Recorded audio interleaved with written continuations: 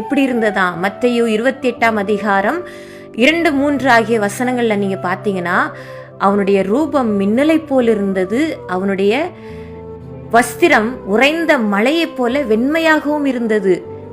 அப்படிப்பட்ட பயங்கரமான தேவதூதனை கண்டு இந்த காவலாளர்கள்லாம் என்ன நடக்குதுன்னு தெரியாம திடுக்கிட்டு செத்தவர்களைப் போல் ஆனார்கள்னு வசனம் சொல்லுது.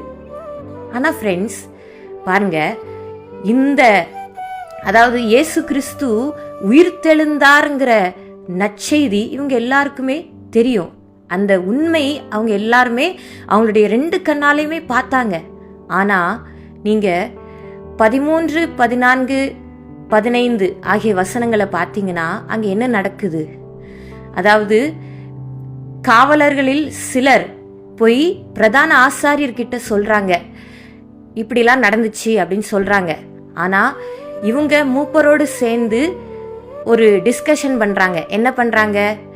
இப்போ அவர் உயிர் தெழுந்தார்னு சொல்ல வேண்டாம், தவறான செய்தியை பரப்பும் அப்படின்னு சொல்றாங்க. அதுக்காக அந்த சேவகர்களுக்கு அநேக பணம் கொடுத்து, அவங்களுக்கு தேவையான பணத்தை கொடுத்து அவங்கள என்ன சொல்ல வைக்கிறாங்க? அவனுடைய சீஷர்கள் அவனை களவாய் கொண்டு போய் விட்டார்கள் என்று போய் சொல்லுங்கள் அப்படின்னு சொல்றாங்க. ஃப்ரெண்ட்ஸ் பாத்தீங்களா, இயேசு கிறிஸ்து உயிர்த்தெழுந்தார், இது 100க்கு 100 உண்மை. அவர் சிலுவையில மரித்தார், தம்மை தாமே தியாகமாய் பலியாக ஒப்பு கொடுத்தார், அவர் அடக்கம் பண்ணப்பட்டார், அவர் உயிர்த்தெழுந்தார், இது உண்மை. வேதத்துல இதுதான் சொல்லப்பட்டிருக்கிறது. வேதத்துல சத்தியமா இதுதான் சொல்லப்பட்டிருக்கிறது.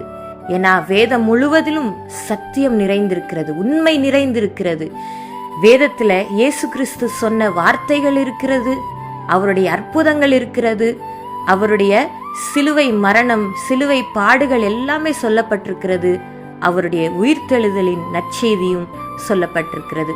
அதனால ஃப்ரெண்ட்ஸ் நிறைய பேரு இப்படி சொல்றாங்க, இயேசு கிறிஸ்து உயிர்த்தெழவில்லை அப்படின்னு சொல்றாங்க.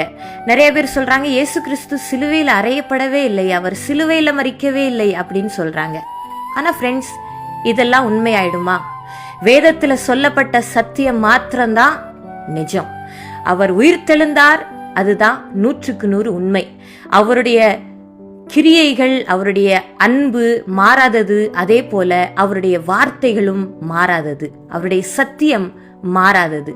அதனால தான் ஃப்ரெண்ட்ஸ் இந்த உண்மையான நற்செய்தியை இந்த உலகத்திற்கு நான் உரக்க சொல்ல விரும்புறேன்.